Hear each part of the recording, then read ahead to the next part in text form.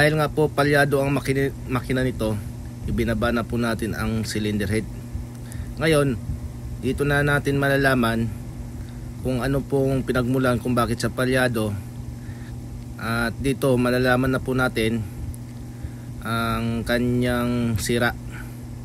Dito mga boss, sa piston number 4, kung napapansin po natin, nakalubog po ang kanyang piston. Sa number 1, pantay lang.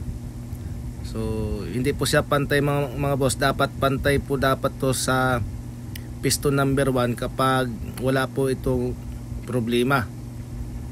Kasi sabay po dapat to, number 1 at number 4, dapat pantay po yung taas nito. Dito sa number 2, number 3, aalamin po natin mga boss. So pag ikot pa lang po natin, nakakaramdam na po tayo ng higpit. Ibig sabihin may problema talaga ang loob nito. Dito sa number 2 at number 3 na piston, ang number 3 nakalubog kunti. Sa number 2, pantay siya sa liner. So palagay ko ang sira nito ang kanyang connecting rod, baluktot. So isa po ito sa dahilan mga boss kung bakit po siya palyado.